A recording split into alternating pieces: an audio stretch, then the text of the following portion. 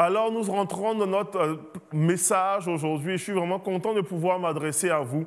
On a commencé une série de messages intitulée Introspection il y a quelques semaines et on avait eu la première partie du message qui était Qui es-tu? Que vous pouvez écouter. Et on continue toujours dans les différentes questions. Il y a 7 questions tirées de la Bible, comme je vous ai mentionné. Qui es-tu? Vraiment, que cherches-tu?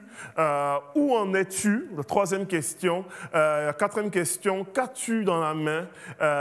Avec qui marches-tu? La 5e question.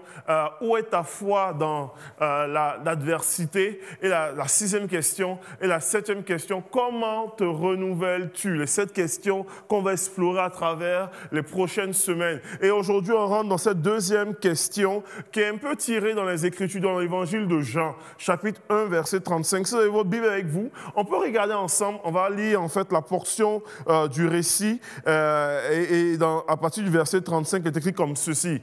La Bible déclare ceci en disant « Le lendemain, Jean était encore là avec 2 de ses disciples. Il vit passer Jésus et dit « Voici l'agneau de Dieu ». Les 2 disciples l'entendirent prononcer ces paroles et suivirent Jésus. Jésus se retourna et voyant qu'ils le suivaient, il leur dit « Que cherchez-vous? Que cherchez-vous » Ils lui répondirent « Rabbi », ce qui signifie « maître », où habites-tu? C'est un beau récit, mais j'aimerais m'attarder vraiment sur la question principalement de Jésus, en disant « Que cherchez-vous » alors que les gens le suivaient exactement. C'est quoi votre aspiration? Et j'aime vraiment cette question-là. La Bible, normalement, parle de 2 disciples, qui étaient les disciples de Jean-Baptiste, qui ont commencé à suivre Jésus. Et c'est bien de suivre Jésus. On veut tous suivre Jésus. Mais à un moment donné, Jésus voit qui les suit et Jésus va leur poser une question. Et c'est la question que je crois encore en 2022, le Seigneur nous pose à nous. Que cherches-tu vraiment? Que cherches-tu alors que tu me suis, alors que tu prétends me suivre, alors que tu marches avec moi? Que cherches-tu?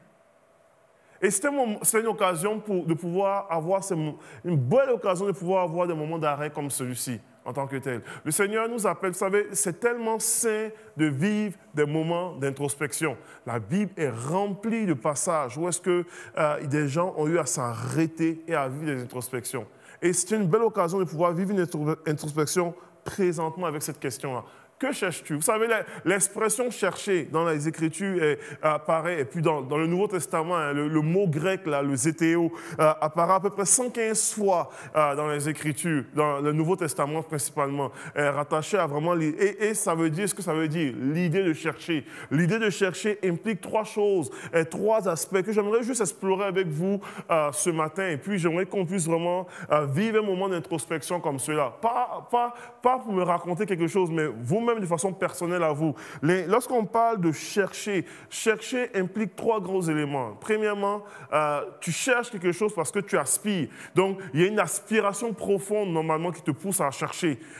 Deuxième chose, il y a un abandon et il y a une action dans le fait de chercher. Quand on regarde d'un point de vue étymologique, là, chercher ou rechercher, c'est vraiment un verbe d'action, un verbe qui te met en mouvement. C'est le fait de pouvoir mettre de l'effort pour trouver quelqu'un ou quelque chose. Donc, il y a un effort qui est mis, il y a vraiment une action qui est mise. On va pouvoir explorer cela. Donc, quand on regarde au niveau des points en question, l'idée de pouvoir aspirer, que cherchez-vous? On voit dans les Écritures. Les Écritures, normalement, nous enseignent à pouvoir aspirer, à pouvoir avoir des aspirations profondes, à pouvoir rechercher. En fait, Jésus même dit dans les Écritures, dans Matthieu chapitre 7, verset 7, il dit « Cherchez et vous trouverez ».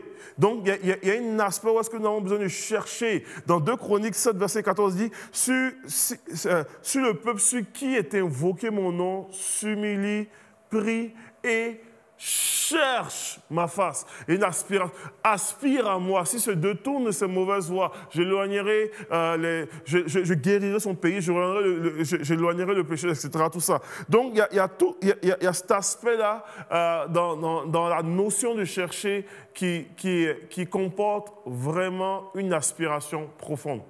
En fait, là, si on veut vraiment vivre un moment d'introspection, on a besoin de se questionner sur qu'est-ce que nous aspirons profondément, réellement. Qu'est-ce que nous aspirons réellement? L'idée même de l'aspiration, souvent, je me suis moi-même personnellement posé cette question-là, des fois dans ma propre vie, instinctivement, je connais des réponses politiquement correctes. Écoute, je suis pasteur, je suis chrétien. Si on dit quelle est ta plus profonde aspiration, il faut que je dise, mais c'est la présence de Dieu, c'est Jésus, c'est la parole de Dieu, c'est ceci, c'est cela. Comprenez-vous un petit peu? Lorsque tu fais un exercice d'introspection, tu n'es pas en train de répondre à une réponse politiquement correcte. Tu n'es pas en train de répondre à une réponse que les gens veulent entendre. Tu n'es pas en train de répondre à une réponse qui va normalement plaire aux oreilles de ceux qui l'entendront. Tu es en train de pouvoir examiner ton propre cœur pour dire réellement, ultimement, c'est quoi mon aspiration réelle? Et David pouvait dire, il dit je désire une chose je demande à l'Éternel une chose que je désire ardemment, que j'aspire ardemment, que je recherche ardemment. Je voudrais tous les jours de ma vie habiter dans la maison. Il a exprimé son cœur comme cela. Mais posons-nous la question honnêtement, en étant brutalement francs envers nous-mêmes. C'est quoi nos aspirations profondes? Il y a des gens qui vont si vous ne vous mentez pas à vous-même, il y a des gens qui vont pouvoir répondre pour dire, moi, mon aspiration profonde, c'est de pouvoir faire le plus vite de cash possible, être super riche ou de pouvoir être autonome financièrement, ou ne plus avoir à m'inquiéter par rapport à telle affaire, ou j'aimerais ça vraiment être capable de pouvoir trouver un homme dans ma vie, ou trouver une femme, ou me marier, ou même avoir un enfant. Ils vont exprimer leurs aspirations les plus profondes, ou j'aimerais ça normalement voyager, ou ils vont exprimer leurs aspirations les plus profondes, indépendamment si tu es chrétien ou pas, ou si tu vas exprimer ton aspiration. Et le Seigneur, normalement, ici, Jésus, en posant la question à ses disciples, il dit, « Hey, que cherchez-vous » Et c'est une question qu'on doit nous-mêmes, à un moment donné, s'arrêter pour se questionner. En fait, Jésus va aller plus loin, plus tard, dans Matthieu chapitre 3, verset 33, Matthieu chapitre 6, verset 33, il dit, « Cherchez premièrement le royaume des cieux et sa justice. Et toutes choses seront données par-dessus plus. » Donc, Jésus même donne une balise là en disant, cherchez, recherchez, zétéo, c'est le même mot, hein, cherchez premièrement, avant toute chose. Maintenant, on va être honnête, même si Jésus l'a dit, honnêtement, ce n'est pas toujours qu'on recherche premièrement. Ça devrait être notre priorité. Mais ce n'est pas toujours. Et c'est là où est-ce que nous avons besoin de pouvoir vivre ces moments d'introspection-là. Où est-ce que la question de Jésus nous interpelle encore en 2022. Que cherches-tu réellement? Que cherches-tu dans ta vie? Et tu n'as pas besoin de me le dire, mais tu le sais au plus profond de toi. Et Jésus le sait. Et tu peux l'exprimer à Dieu. Que cherches-tu réellement? L'implication normalement du mot chercher, la notion du mot chercher implique une aspiration profonde, mais pas juste une aspiration profonde, elle implique aussi un abandon. Parce qu'en réalité, quand tu cherches profondément quelque chose, tu vas abandonner autre chose. Ou tu vas même presque négliger autre chose. Avez-vous déjà, je ne sais pas pour vous, avez-vous déjà été en recherche profonde de quelque chose que vous ne trouvez pas? Il y a quelques semaines de cela, je rentrais à la maison, je suis tombé par hasard sur une télé, je pense une télé-réalité, je pense que c'était Big Brother, ou je ne me souviens plus c'était quoi. Et il y avait normalement un des sketchs je ne sais pas, un des sketchs. Ça paraît tellement que j'aime la télé-réalité. Il y avait une des épreuves qui consistait à trouver dans un appartement, dans une pièce des indices. Et puis là, on voyait les participants là, commencer à chercher activement des enveloppes brunes, là. Il n'y avait pas de cash là, mais à chercher activement des affaires. Et ils sont mis à chercher là, mais à créer une espèce de désordre là, parce qu'il fallait trouver absolument. Ils s'en foutaient complètement du désordre en autant qu'ils trouvent leur espèce d'indice. Puis, quand je préparais le message, ça m'a fait juste penser à ça. Je dis, Mike, c'est vrai, quand tu cherches profondément quelque chose, je ne sais pas pour vous, mais quand tu cherches profondément quelque chose, exactement, même quand tu cherches un document, moi, ça m'arrive ça des fois, ou quand je cherche des affaires, tu vas tout tasser tes affaires, tu jettes tes habits, etc. Parce que ce que tu ne cherches pas ne t'intéresse pas. Après, finalement, tu vas dire, OK, j'ai tout dérangé ça, je vais tout ranger après. La réalité est que lorsque tu cherches profondément quelque chose, tu ne prêtes pas attention à autre chose. Tu as tendance à abandonner autre chose. Tu as tendance à pouvoir mettre de côté autre chose. Et ça, dans la réflexion de chercher, ça doit être éveillé dans notre cœur. Qu'est-ce que nous avons abandonné pour chercher ce que nous cherchons aujourd'hui? Et c'est vraiment dans cet exercice d'introspection. Qu'est-ce que nous avons abandonné? Dans les Écritures, Jésus parle normalement d'une parabole. La parabole de cette femme-là, du drame perdu, en fait, d'une pièce perdue.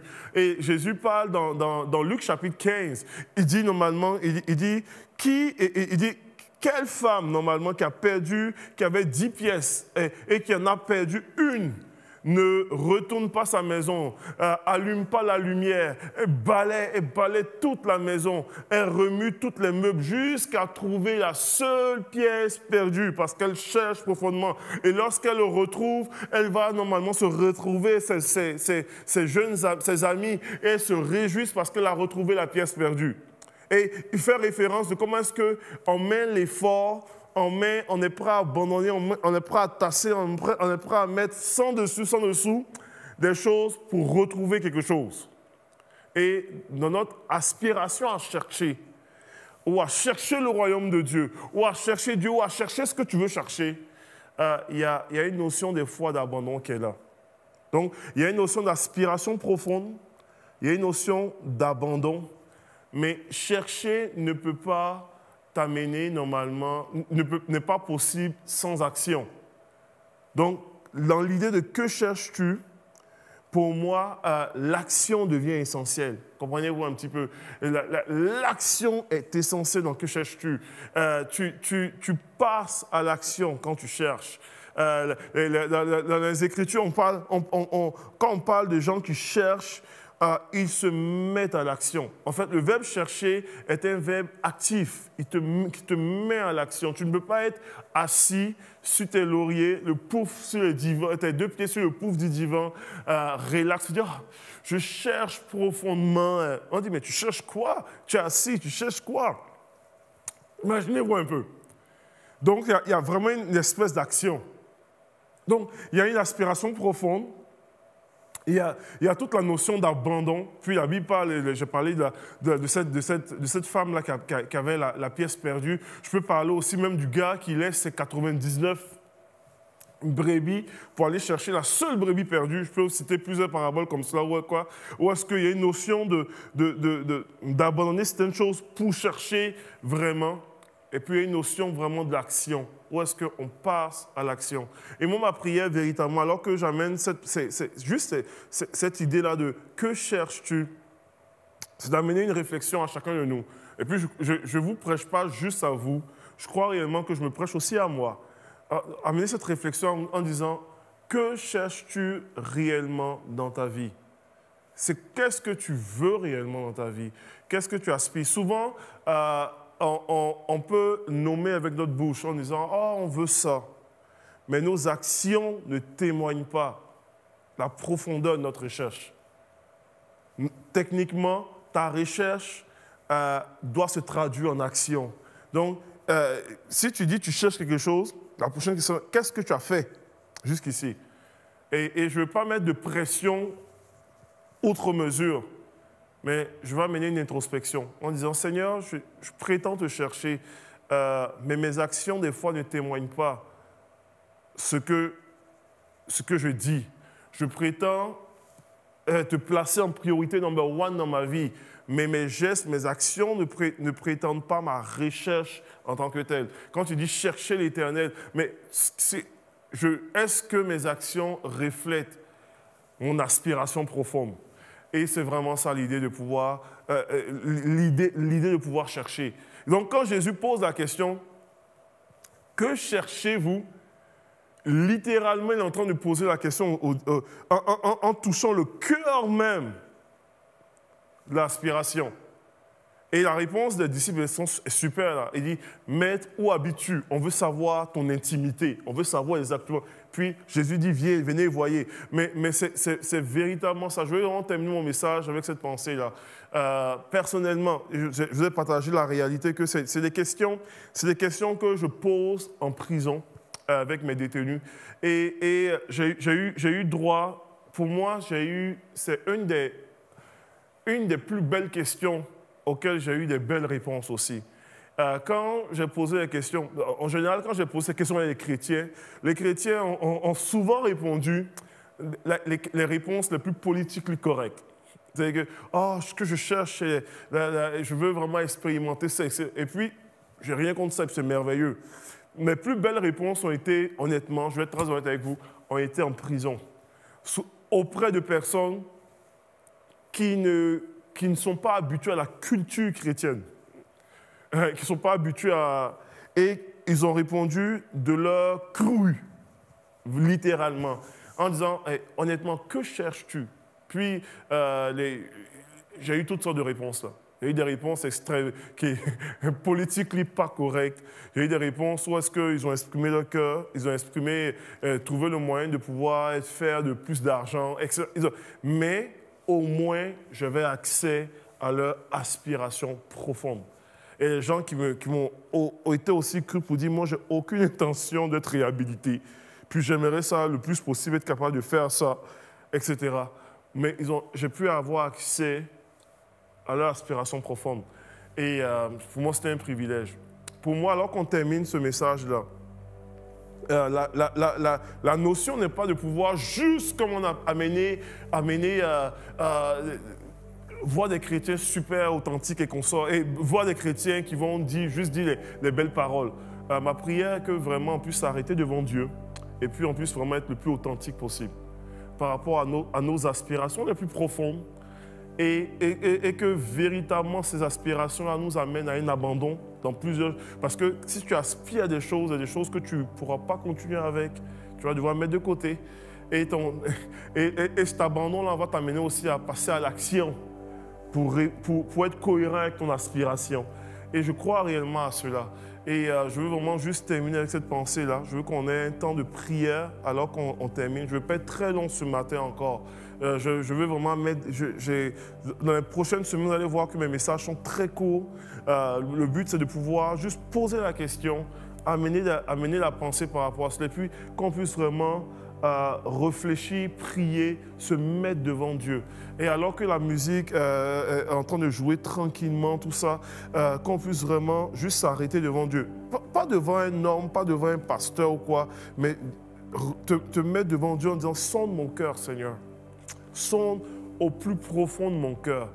Qu'est-ce que je recherche réellement? Qu'est-ce que je recherche dans ma vie? Qu'est-ce que je recherche pour ma famille? Qu'est-ce que je recherche dans mon travail? Qu'est-ce que je recherche pour mes proches? Qu'est-ce que je recherche littéralement pour mon futur? Où est-ce que je me vois dans les 5 prochaines années? Qu'est-ce que je suis en train de chercher présentement? Vers quoi je suis en train de courir présentement? C'est quoi les prochains objectifs de ma vie? Honnêtement, là, réellement, indépendamment des réponses politiquement correctes, c'est quoi mon cœur désire ardemment?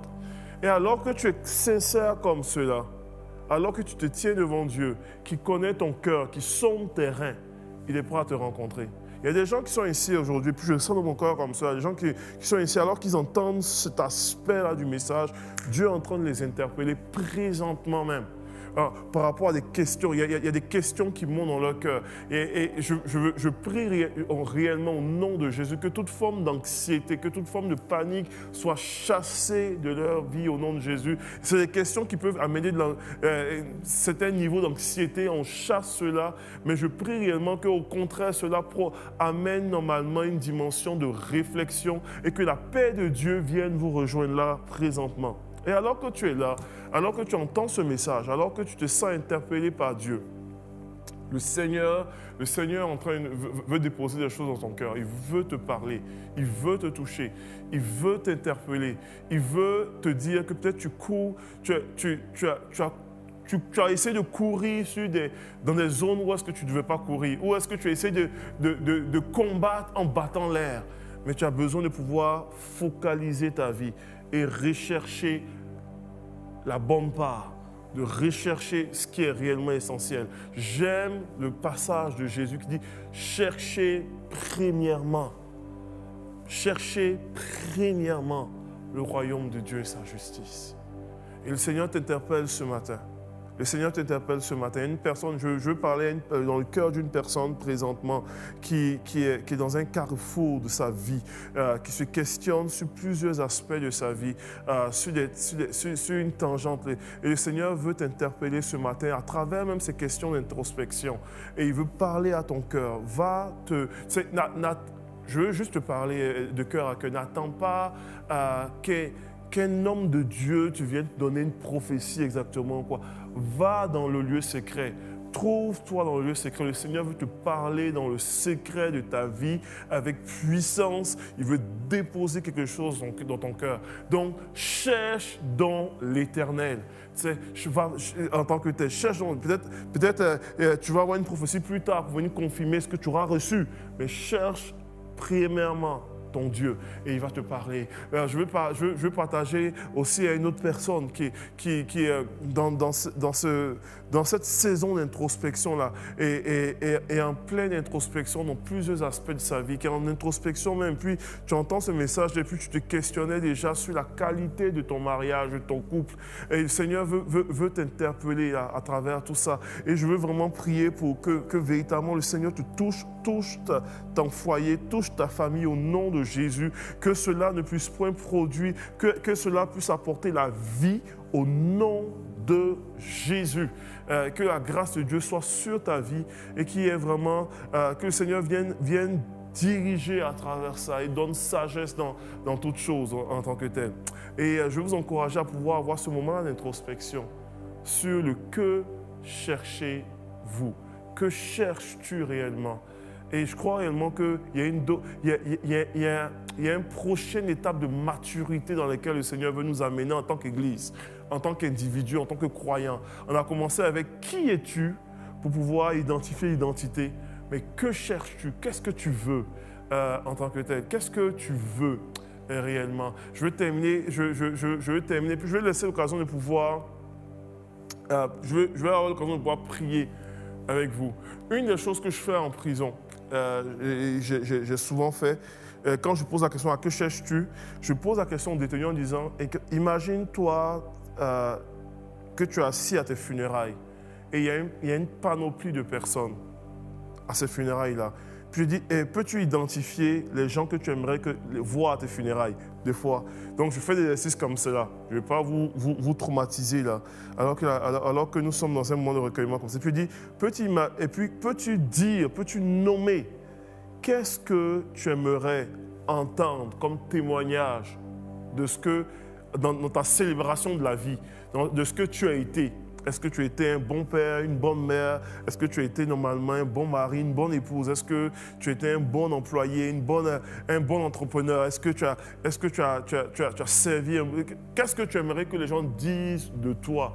Et commence à écrire. Puis je vais vous encourager à faire cet exercice-là. C'est prendre une feuille ou votre ordinateur, puis commencer à écrire qu'est-ce que vous aimeriez que les gens disent de vous au soir de votre vie, alors qu'on va célébrer votre vie sur cette terre. Puis je dis, quand je demande aux gens de faire ça, je dis, ça là, tu es en train d'écrire ce que tu cherches. Puis, et je dis, ce que tu cherches, la prochaine étape va être, qu'est-ce que je choisis de faire maintenant pour atteindre ça? Comment est-ce que je vis ma vie aujourd'hui? Comment est-ce que je choisis de passer à l'action afin qu'au soir de ma vie, on puisse dire ça de moi?